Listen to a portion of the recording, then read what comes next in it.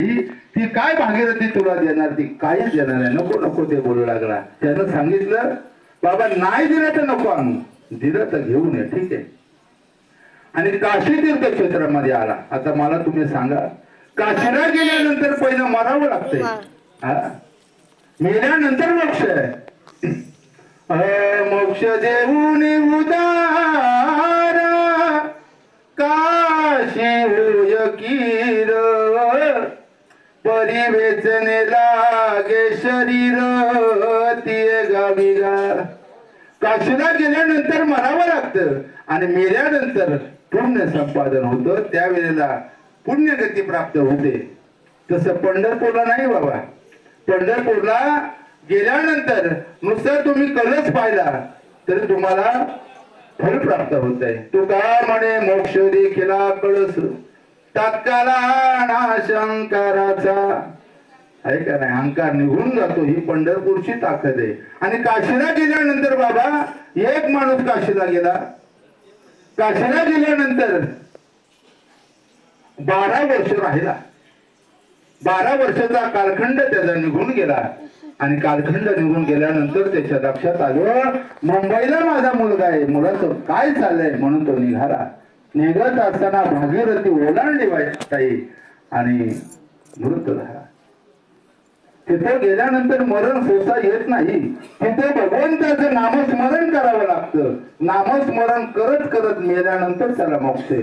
आणि तिथं विश्वनाथ काय करतात, तर कानामध्ये मंत्र देतात, उपदेश करी विश्वनाथ का निवारण से प्राणी मध्ये मध्ये. भगवान परमात्मा कानामध्ये मंत्र देतात, उपदेश करतात. त्यावेळेला इथं जाऊ द्या, एखाद्या वेळेला मोठी करवत घ्यायची, एक टोक पत्नीने पकडायचं, एक टोक मुलाने पकडायचं आणि त्याच्या डोक्यावरती चालवायची. मला सांगा, एखाद्या वेळेला पत्नीच्या डोळ्यातून अश्रू येणार नाही. ज्याच्या बरोबर ज्याच्या डोक्यावरती चालवायची त्याच्यात येईल ना बाबा. करवरी कर्मरी द्यासी दंडो, तरी माणसं मरत नाही, तरी पुण्य मिळत नाही. म्हणून याच्यासाठी पंढरपूरला गेला. पंढरपूरला गेल्यानंतर नुसता ध्वज पाहिला तरी मुक्ती मिळते. पाहता रावणाची ध्वजा तया मुक्ती झाली सहजा. आणि पाठ पाहिल्यानंतर पाहता राहुलाची पाठ तीर्थे घडले 360. 360 तीर्थात स्नान होते नुसती ती चंद्रभागा पाहिल्यानंतर, आहे का नाही. एवढं पुण्य त्या पंढरपुरामध्ये. एक माणूस महाराज पंढरपूरला गेला, जातच नव्हता, पण काही लोक त्याला म्हणू लागले, जा बाबा, 60-70 वर्ष तुमचं झालं, पंढरपूर पाहून या. म्हटलं मी जायचंच नाही. म्हटलं कसं काय जायचं. तुम्ही म्हटलं एक काम करा, पंढरपूरला गाडी पकडा, पनवेलला जा आणि पनवेलला गेल्यानंतर डायरेक्ट एसटी पकडा पंढरपूर. म्हटलं ठीक आहे. मग काय करायचं. म्हटलं काही करायचं नाही, एक पाऊल, एक सगळ्यांना उतरून द्यायचं गाडीतून, तुम्ही शेवटला उतरायचं. म्हटलं असं का. ऐका, त्या पंढरपुरामध्ये राहता आलं नाही तर राहू नका, पण नुसता एक पाऊल जरी ठेवलं ना तरी पुण्य प्राप्त होत आहे. म्हटलं काय करायचं. म्हटलं एसटीला पायऱ्या असतात 2, बरोबर आहे. पहिली पायरी उतरायची, दुसऱ्या पायरीवर एक पाऊल ठेवायचा आणि एक पाऊल त्या पंढरपुरामध्ये तसाच ठेवायचा आणि तसाच उचलायचा. तीच गाडी पकडायची आणि घरी यायचं. म्हटलं महाराज तुम्ही सांगितलं, पण याचं पुण्य काय. नामाचा ठसा भेटतो बाबा. वाराणसी जे चाले मासा गोदावरी एक दिवसा, पंढरी पाऊल पड्याईसा ठसा नावाचा. नुसता पाऊल पडलं पंढरपुरामध्ये तर नामाचा ठसा भेटतोय बाबा. ही पंढरपूरची ताकद आहे. आणि काशीला गेल्यानंतर मारावं लागतंय. पुंडलिकराया त्या काशी तीर्थ क्षेत्रामध्ये आला, स्नान केलं, तेवढ्यात भागीरथी प्रगट झाली. लोक ओरडू लागली, भागीरथी प्रगट झाली, भागीरथी प्रगट झाली. हा. आणि ज्याच्याकडे जसं जसं अलंकार असतील, कुणाकडे सुवर्ण अलंकार होतं, कुणाकडे चांदी अलंकार होतं, कुणाकडे साड्या होत्या, अनेक प्रकारची अलंकार होती, ते प्रत्येक जण त्याच्यामध्ये टाकत होतं. पण पुंडलिकरायानं एक आणा काढला. एक आणा काढल्याबरोबर त्या भागीरथीने इतका लांब फेकला. पुंडलिकानं त्या एक महात्म्यानं विचारलं, बाबा ही भागीरथी अशी का करते? त्यावेळेला त्या महात्म्याचं गोड उत्तर आहे, अरे जो आई वडिलांची सेवा करतो, जो सतत भगवंताचं नामस्मरण करतो, त्याचं फक्त ती घेते, अन्य लोकांचं घेत नाही बाबा. हे गोड उत्तर ऐकल्यानंतर त्याच्या लक्षात आलं, त्याच्या पटक्या लक्षात आलं, ज्यानं मला एक आणा दिलाय त्याचा आणा तर टाकला पाहिजे. मग त्या धोत्राच्या गाठीला एक आणा बांधला होता, तो काढला आणि तो आणा त्या भागीरथीमध्ये टाकला. भागीरथीमध्ये टाकल्याबरोबर भागीरथीने कंकण काढलं हातामधून आणि ते कंकण त्या पुंडलिकाच्या हातामध्ये दिलं. पुंडलिकाने विचार केला, मी एक आणा दिला पण हिनं मला काही दिलं नाही.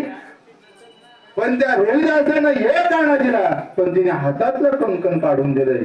काय विद्वत असेल त्या महाराजांची. आणि त्यावेळेला तिथं हजारो वारकरी होते बाबा. ते म्हणू लागलं, काय त्या पुंडलिकाची सेवा आहे, एक आणा टाकल्याबरोबर त्या भागीरथीने कंकण द्यावं, काय महात्मा असेल. आणि त्यावेळेला परतीचा प्रवास निघाला. म्हटलं ज्याचा आहे बाबा त्याला पहिलं द्यावं लागेल. पुन्हा मागे 3 किलोमीटर आला, मागे 10,000 वारकरी आहेत. ते कुणामुळे आलं? त्यांना असं वाटतं पुंडलिकरायाचं इतकी सेवा आहे म्हणून आलं. पण त्याला माहिती नव्हतं खरी सेवा कोणाची होती.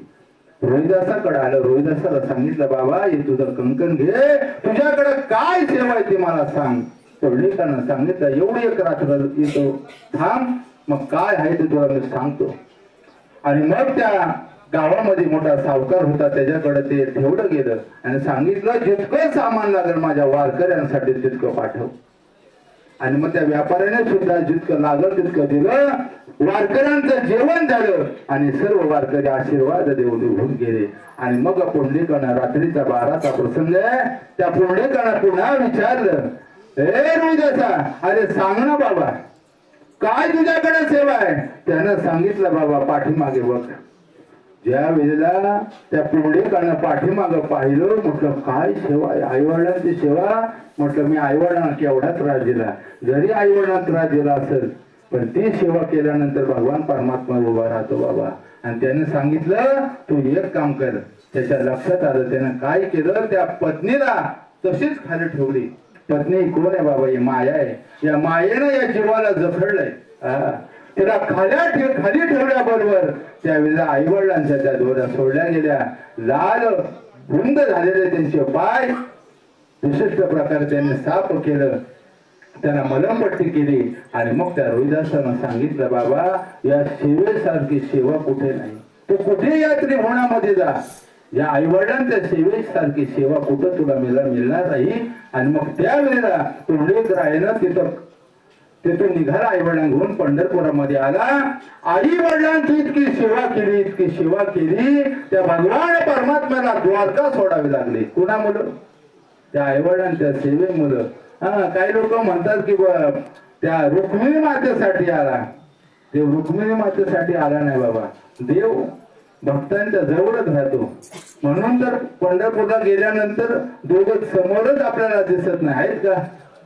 रुक्मिणी पाठीमागे. कारण भगवंताला कधी भक्तावरती टाइम आल्यानंतर भगवंताला तिथं थांबता येत नाही, ताबडतोब निघावं लागतं. आणि भगवान परमात्म्याची आई वडिलांची पुंडलिकानं इतकी सेवा केली, इतकी सेवा केली, त्या भगवान परमात्म्याला त्या पंढरपुरामध्ये योगी 28 उभं राहावं लागलं. ही ताकद त्या आई वडिलांची.